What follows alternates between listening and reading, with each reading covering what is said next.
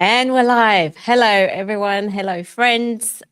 Here today, we're going to be talking about dashboards and making your dashboards really compelling so they can actually drive the decisions that you want the room to take and the direction and the strategic alignment that you're seeking from your dashboards. Today, here with me, we have Bill Shander. Bill, hello. Thank you so much for spending your time here with us and sharing your expertise. Hello, Christina. I'm very happy to be here. And I'm looking forward to this conversation. Excellent. Now we're going to dive straight in, Bill. I hope that's okay with you. I want to give people as much value for their time as we possibly can. So I'm going to dive straight into the middle of the AI ocean. AI can generate the dashboard in seconds. It can provide all sorts of different data. It can give us an overview of everything that we want. How is that not working for us? I mean, volume is always a problem, right? Essentially, if I can do everything and I do everything, and I'm trying to tell my audience that everything is important, then what happens is we say, oh, actually, I guess nothing's important. Because if you try to throw 8 million numbers in front of me, I can't even process them. So, too much is not good ever. I will say at the same time, AI being able to do that, when I put on my analyst hat versus my communicator's hat, AI generating a bunch of options for me to consider, and then I can carefully select and pick which ones I'll actually put into my dashboard. That's one of the good sides of that same. Well, it's good and bad because I also might get overwhelmed making those selections for my dashboard. But it's potentially a good thing because AI can obviously speed up the process and put options in front of me. But your discernment becomes extremely important to point the most useful things to your audience. And that has to do with one of the most important ideas in psychology, which is chunking. Like you have to give people one idea at a time. And the closer to one idea at a time, the better they'll be able to perform. So we can ask the AI to generate it, but then also there is benefit of iterating that and getting it to simplify whatever's in front of us. Now, when it comes to simplification, what are some of the tips that you can give us from your 30 years experience of being a data viz whiz? How should people apply that when the AI is providing so much information? And sometimes the tricky part is we're not necessarily highly specific in the question, and the AI comes up with a bunch of stuff. So how do we sieve through this? Yeah. I mean, so when I'm teaching data storytelling and data visualization in workshops and in my courses on LinkedIn, what I always say is you have to know what to focus in on. And essentially, there are 3 legs of the stool. What the data is saying, so you have to understand your data. You have to know what your audience needs to hear, which is the key. And yes, what you really want to say. So there's also like your sort of point of view, your perspective. But the most important, I mean, they're all equally important. They really are, they have to be balanced. It's not like what I want to say at the expense of the truth and the data. Certainly not. Yeah. But what your audience needs is the one that you have to like really be like your North Star, your guiding light. And so, AI has thrown 800 things at me, and 250 of them may be really interesting. That's interesting. That's interesting. That's interesting. But is this going to help my audience today, right now, to make the decision they're supposed to be making? Oh, yeah, maybe not. It's interesting, but not actually important or useful. And so, if you can sort of constantly tap back into your audience's perspective, what do they really need right now? That's like the quickest and easiest way to start just pulling out the junk. Like, super interesting number over here, but not useful. Super interesting, not useful. Oh, not even interesting? Goodbye. So, the way to start throwing stuff out is just to have an extremely attuned understanding of your audience actual needs. And then from there, of course, there are other things you can do, but that's like number 1 for sure. Yeah, I feel like there's a little bit of a paradox between what the audience needs and what they want to see. So yes. I'd love to hear more about this from your side. I know you've spoken about this in the past. You've got a great story about your rankings dashboard and how that's affected the whole dynamic in the conversation? Tell us Yeah. more. Sure. Yeah. And in fact, I wrote an entire book about this because it's such an important topic that no one ever really talks about in detail, or they certainly don't sort of talk about how to do it. But the basic idea is our audience often, I almost said never, and honestly, it is pretty much almost never, but they often don't know what they actually need. They only do know, they only are tapped into what they want. And so, and there's two components to that, which hopefully I'll remember to swing back to the second part. But like, all right, I want the data about XYZ. Okay, well, why do you want that data? Well, because that's how it's always done. And so I ask for things in a certain way as a client, as a stakeholder, and it's just the automated way of doing things. I'm not even really consciously thinking about it. My subconscious is driving the bus. And so when you deliver what they've asked you for, you're already on the wrong footing. You're not giving what they actually need. So, an example, let's say you're in a company and they said, oh, give me data on sales from last quarter. Okay, here's the sales numbers from last quarter. Well, I didn't really mean sales. I meant profits. Well, why didn't you say profits? All right, here's the profits from last quarter. Oh, well, our last quarter's numbers are helpful, but it's certainly more helpful if I can see it over the last previous 10 years also. Oh, well, you didn't say that. So you're constantly, really trying to figure out what they actually need based on that vague or incorrect initial request. And so that process of what I call stakeholder whispering is mission critical. I mean, you have to understand that underlying need that, like we just said, they don't even necessarily know themselves. And then add on top of that, the second component, which I miraculously did remember to bring up, which is that what I want good numbers. Tell me that we're doing well. So I'm even like that bias also factors in. So if you come back and the data actually shows, sales are worse off than we thought and the company's in bad shape, I don't want to see that. Is there anything we can do to spin those numbers, right? So you also have to manage that aspect of these conversations, which can be difficult, especially when you have like a dynamic of hierarchy, your boss sort of asking you to do things that may be unethical or certainly, questionable in the context like that. But yeah, people don't know what they need, and your job, your most important first job, is to help them figure that out. From everything, from there, everything gets easier. Yeah, and I feel that resonates so much with change work as well and business transformation. When we're clearly defining what the problem is and the outcome that we're seeking to achieve, like everything seems to flow in a much more aligned fashion versus let's just do X for the sake of, Yeah, showing the good numbers and not necessarily telling the whole story. right. I mean, AI is Um, a perfect example. It's like, oh, I guess we should put AI in it. Well, why? Who said we should do AI? And mm, that's like the biggest change management story on earth right now in every organization there is. And we're not slowing down enough to say, well, why are we putting AI in it? What will AI really help with, et cetera? And yeah, it's classic. It's been going on forever. yes. Yeah.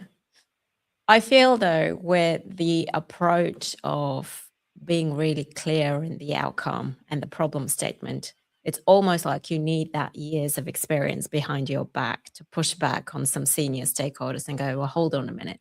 Let's first define what we're trying to achieve, right? Yeah. If you're a junior analyst, what would your advice be to someone who's junior and stuck in that position?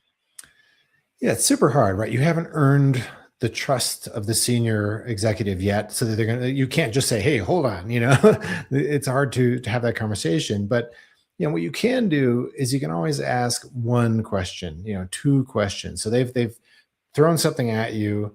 You can't literally push back that hard, but you can say, "All right, well, it's very similar to the question you just said. It's, well, how are we going to measure success? How are we going to know if this thing worked?"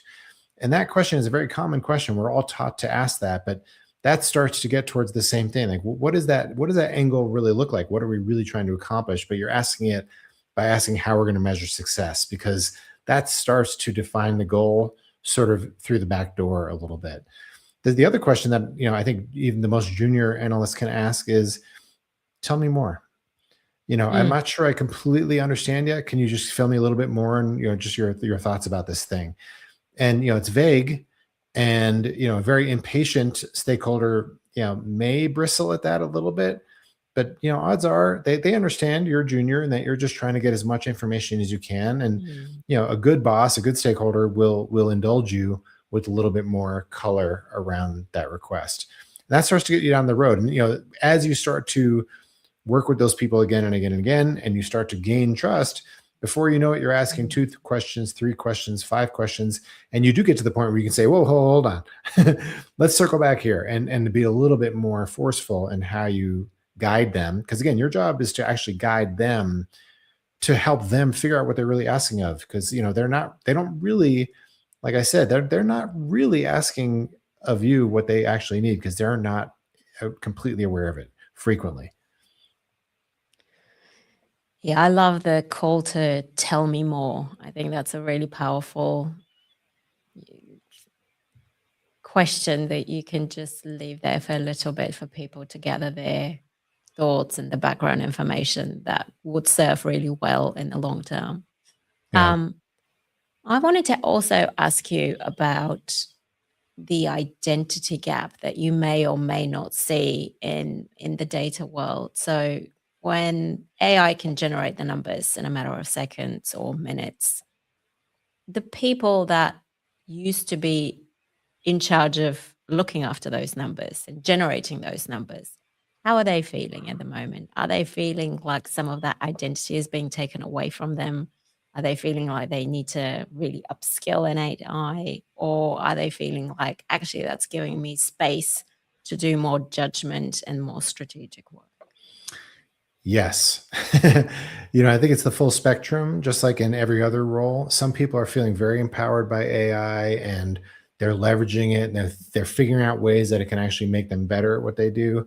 Other people are definitely afraid of it and intimidated by it and freaking out, to be perfectly frank. Mm, Um, I do think that, and I don't. Nobody can predict what AI is going to really do to the workplace in any role, whether within data or beyond. And I think obviously the people, every time there's been a technological revolution, the people who figured out how they could find their footing within that change are the mm, ones who become the leaders down the road, right? And so this one is particularly scary. It's certainly the scariest one that I've lived through. Um, but I think people are very quickly pivoting to see, okay, yeah, AI does enable me to do this, and I can use it in this way, and it'll make me better at my job. But that doesn't keep the fear completely at bay, because obviously, the speed at which it's happening is just unimaginable. mm, But my advice to people certainly would be, anybody who's not playing with AI right now is making a huge, huge, huge mistake if you're not mm, planning, your next 10 years.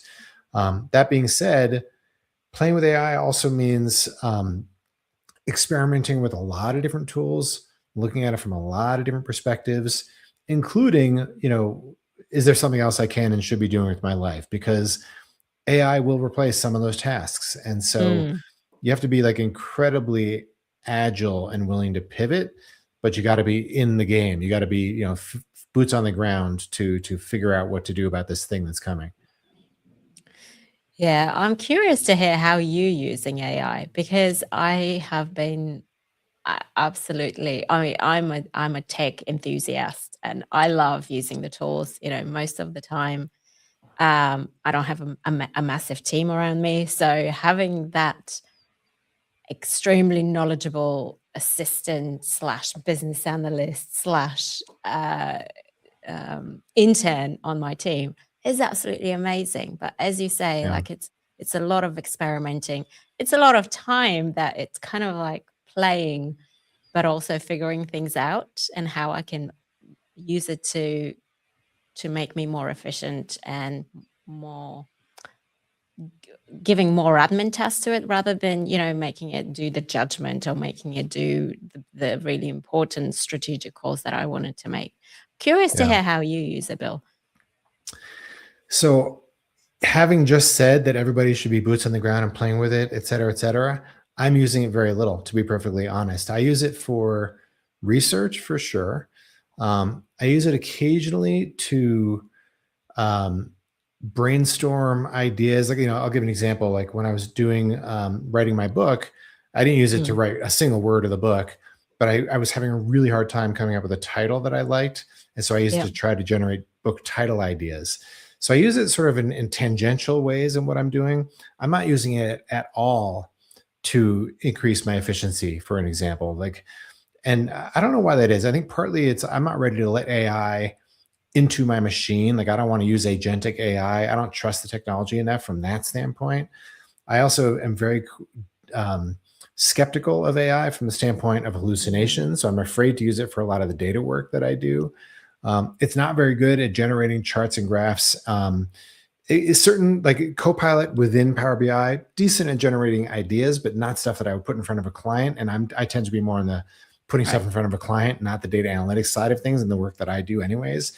So while I've played with it, I'm not using it in the way a lot of people in my world are using it. So, and I'm skeptical, like I said. But that being said, I was talking to a friend the other day who said, the basic idea is that, someone's going to come up with a tool where AI, in fact, there's a company working on something right now that seems very, very promising, where AI will be amazing at doing the data analytics, and you won't have to worry about hallucination because it's tied to a vector database, et cetera, times 100. But we're just not quite there yet. And so while I'm trying to be aware of the space and playing with it a little bit, I'm definitely, if some people are up here using AI, and my mother is down here, they probably never touched it. I'm somewhere in here, definitely below the average, I would say, is my guess.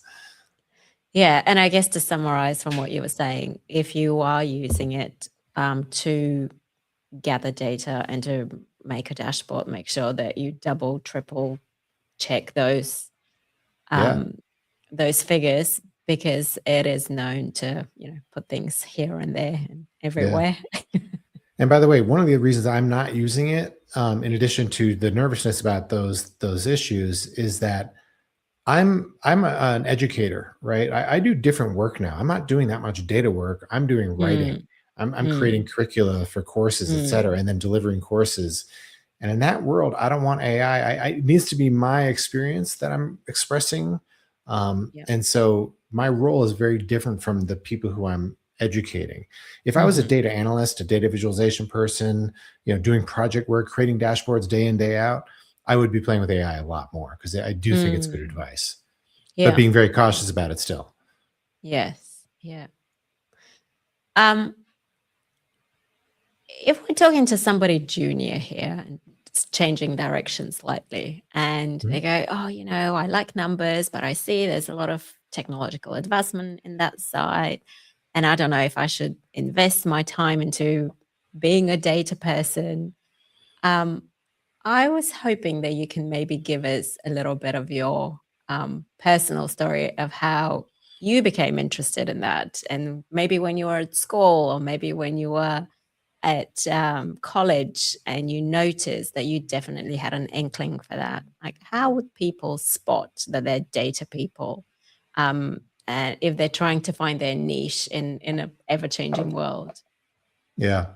I mean, my story is, when I was a kid, a fairly small kid, we used to get National Geographic magazine. Okay. And National Geographic is one of those magazines that people like collect, right? They have like shelves full of these magazines. And I used to do, like, I would come across these copies and I would hold on to them forever. And so I'd be looking at them constantly. The same magazine, issue I'd look at, 40 times over, 12 months. And they always had really beautiful, interesting infographics, right? Like the maps showing where the wildebeest roam in Africa at a certain time of year, or, all kinds of other scientific things expressed in a visual form. And I always thought they were so cool. Then I go to college, I go to grad school, and I'm starting to do computer-based stuff. And I started reading Wired magazine. Wired magazine, also back in like the 2000s during the dot-com boom, did these infographics that I just loved. They were bright and colorful, and sometimes super simple, and sometimes very overwhelming and complex. But I just fell in love with infographics. And so that's how I came to this idea that, oh, right, numbers can be expressed in this very visual, very expressive, very not technical way. And as someone who's an English major undergrad, I like expression of ideas. I wasn't really like a numbers person, although I always liked math too. But long story short, that's how I got into it. And so I would say for, a junior person, if you really like, if you like visuals, you like communications and that side of data, boom, like you're golden, and AI is still bad at that. So, for and the person who can figure out how to leverage AI to do it well is going to succeed. If you're just someone who loves numbers and statistics and sort of crunching numbers that way, obviously AI is going to take your job in that, you can ask AI to do something and it'll come up with a very complicated analysis in 5 seconds. But still, you have to be the one to the questions to ask. And so that still can be an exciting thing going forward. If you're someone who wants to, build dashboards or do some other, data engineering and all these things, the more technical it is, obviously, the more AI may automate of that work. But again, the most important thing that we bring to the table as humans is our discernment and the judgment and understanding what really needs to be done. So no matter which end of that spectrum you're on, if you're the person who can sort of look strategically, 30,000 foot view, why are we asking these questions of this data? What does this data really look like? What is the goal? What are we supposed to do with this data once we crunch those numbers? Then you're going to be the success story. And the people who are simply, well, I just want to sit at my keyboard all day and crunch numbers manually, those are the jobs that are going to be automated away to some degree. So just be cautious. So be a strategic thinker no matter what you do, is the advice I would give. Yeah, I love that call.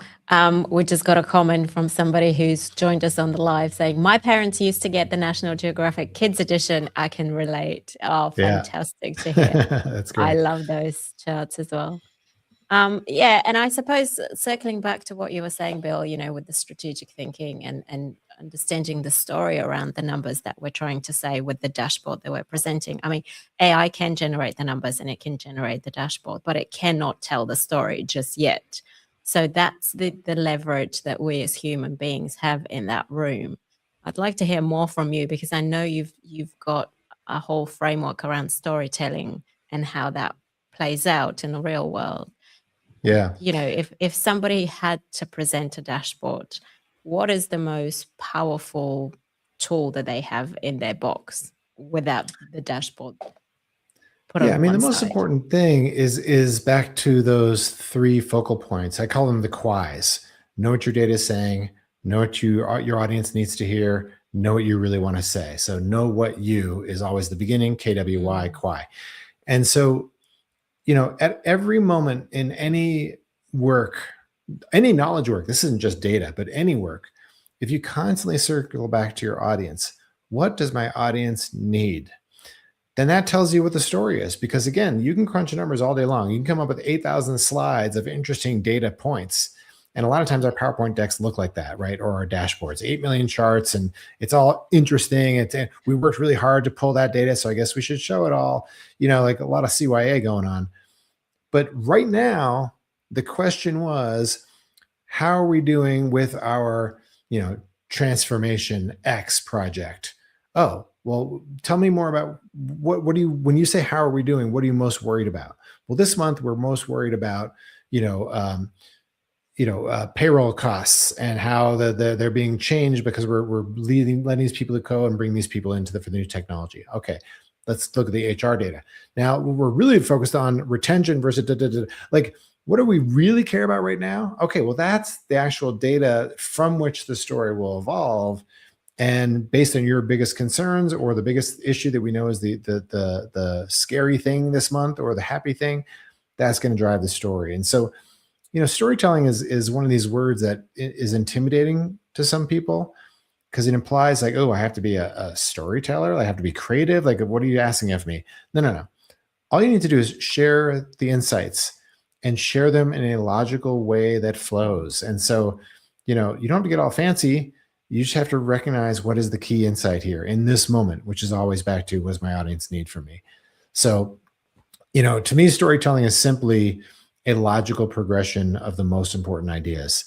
And, one of the biggest pieces of advice I give people, you have an hour-long meeting next week to go over the data about that big transformation project.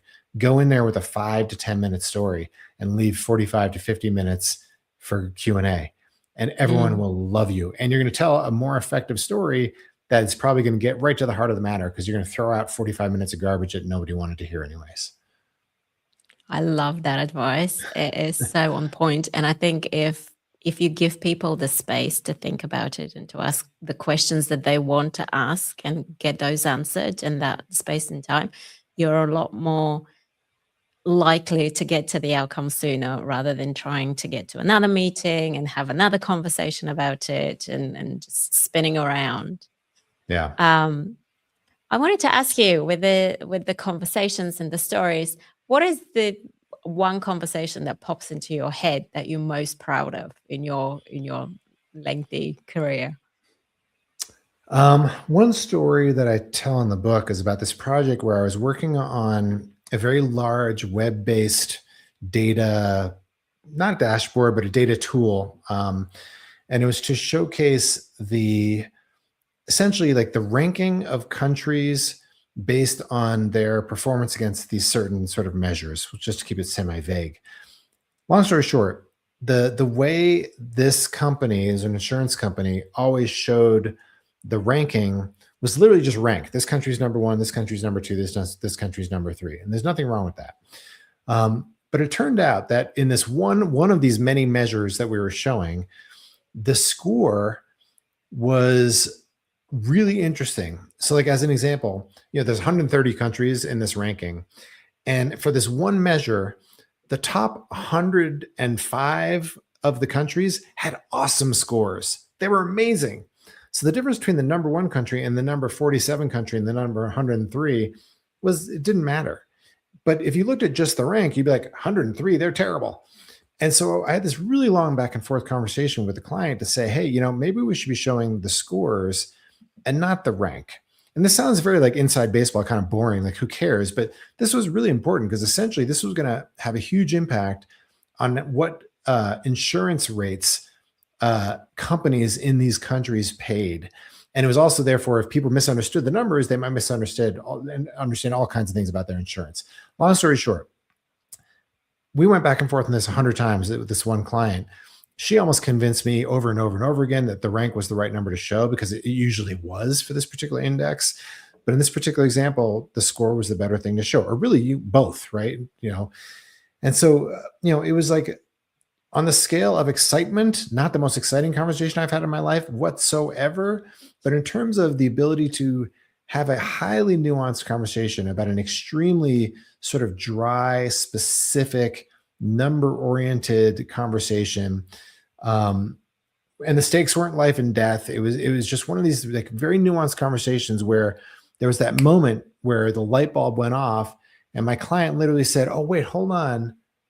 Yeah, I think you're right. And it wasn't because I was right. That's not why it was exciting. It was because it was that nuanced back and forth. And we've all had complicated business meetings where it was a gray area conversation. The decision wasn't obvious. But, if you have that open-ended conversation with, trust and balance on both sides, where you're really listening to the other person and truly having a back and forth, not just trying to make your point, it's just kind of exciting when that all works out. And it's one of the stories I told in the book because it is one of the most important moments in my career, and in learning how to do stakeholder whispering, especially. Yeah, I love that. I love that because I really see it as a Venn diagram of our both worlds intersecting, stakeholders and data. Like if you focused on the numbers, it's a great area. It gives you a story, but unless you're able to tell that story and to create the psychological safety and the trust within that meeting and to get to an outcome, the numbers don't lead you there just by themselves, right? Yeah. And the numbers, the rank position is a valid and good number. Like that was totally useful for 99% of this project. But in this one example, it was useless. It was literally pointless. And so, yeah, being able to say, yes, it's good here, but maybe not so good here, and talk about it honestly was really special. Yeah, fantastic. I have a quote here, and I'd love to hear more about it. I've got a quote that you've said, or somebody said to you, listen with your ears and not your brain. Can you tell us a little bit more about this and what it means to you? Yeah, that's funny. The person who said that to me is from that company that I was just talking about. Not the person I had that conversation with, but one of the other clients there. The basic idea is that, what he was trying to say is that, what we often do is we listen and we're just like waiting for our opportunity to respond, right? So in other words, we're already in our heads. We're not really listening. We're just thinking of our response and Mm. teeing it up perfectly. Where, if you really listen with your ears, the implication, what he meant was that you're really listening. You're really, it's coming in here, and I'm focusing on that, and I'm not focusing on my own thoughts. And of course, that's really hard to do. Like, right now, you're thinking of a follow-up question because your job is to do this interview. I'm thinking about what you're asking of me and the stories I'm going to tell as you start to describe it, because I got to answer quickly, right? So it's impossible to do that perfectly, and especially in a business meeting where your job is to have that follow-up, have that response, or the follow-up question, etc.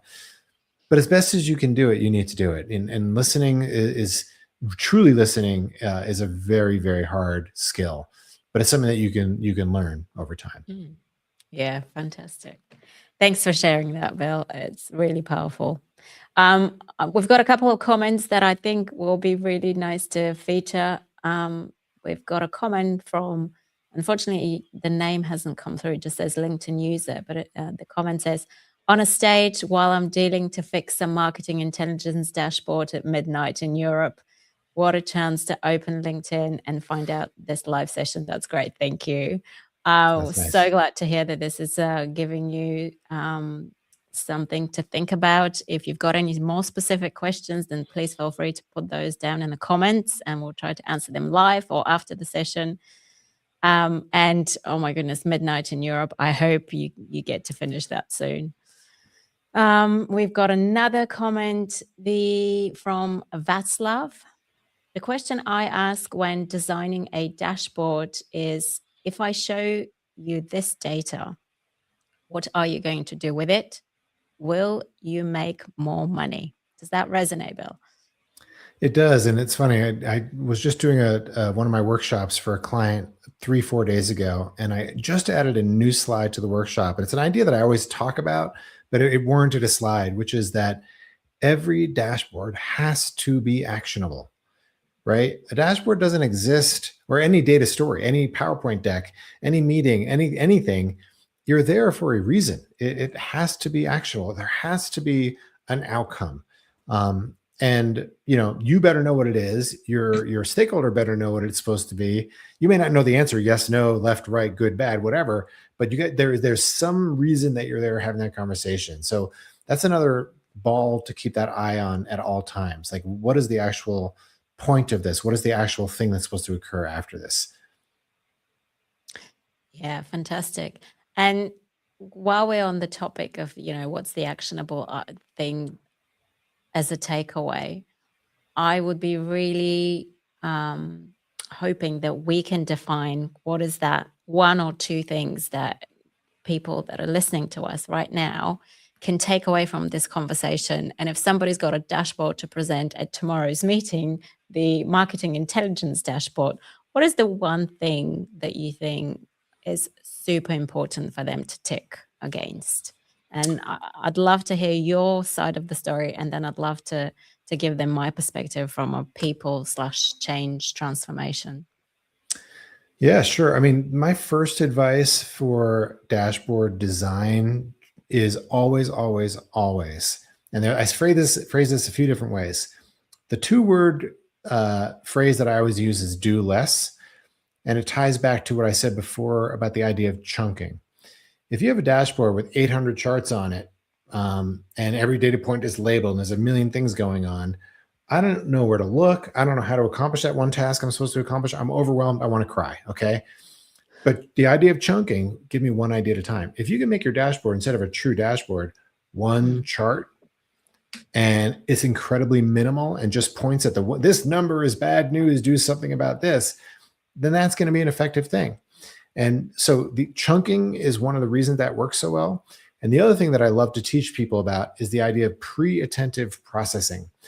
Every visual experience that you have in your life occurs subconsciously. It occurs in an instant. It's pre-attentive, before you're paying attention. The reason this is good to know and to remember is that when you have 800 charts going on, my pre-attentive response is overwhelm, right?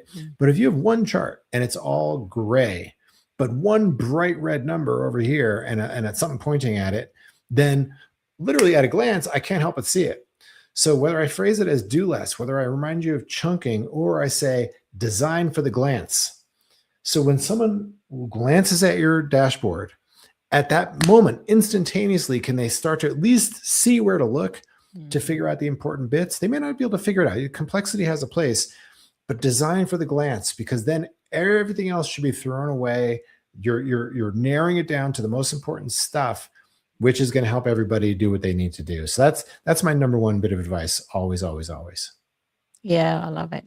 And I think to build on this from a people's perspective is always to understand who's in the room, that will be having a look at the charts or at the dashboard.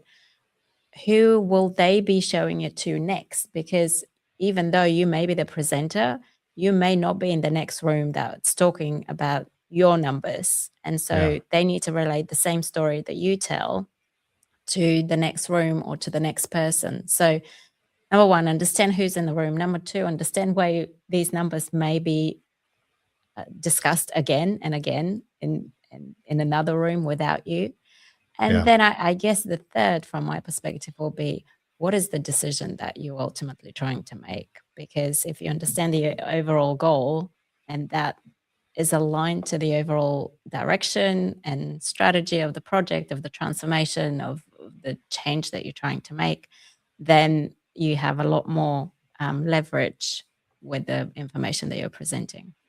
Yeah, I love that. And to address, especially the second point that you made, I'm going to give my second bit of advice, which is always have a storytelling point of view, even in a dashboard design. People say, I can't design a dashboard with a story because I don't know what the story is. It's dynamic data. It's always changing. But I say, yes, you can. And so the simplest example is this. If you just throw a dashboard, you have a bar chart with a bunch of bars on it.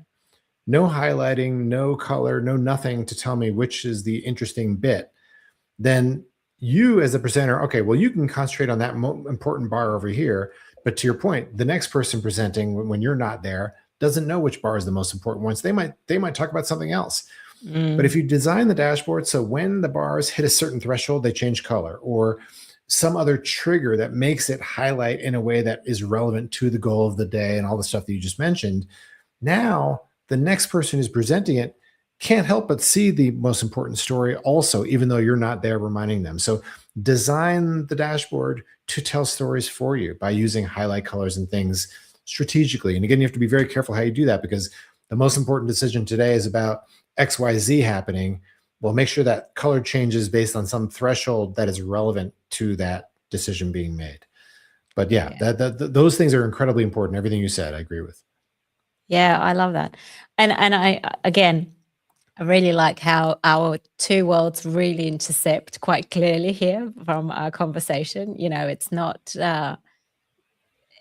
two separate pieces of you focus on the data and I focus on the storytelling. No, they're both intertwined and they're both pretty important. Yeah. I'd be really keen to shape that as a bit of a checklist for everyone that's listening to us at the moment. And they can, go away and have a look at their little checklist and go, does this make sense? Does this make sense? Does it pass the test for my presentation tomorrow? So if you're happy with that, Bill, anyone that's interested in having that as a bit of a takeaway, if you comment checklist in the comments below, just below the live conversation, then I'll make sure that I send that through to you.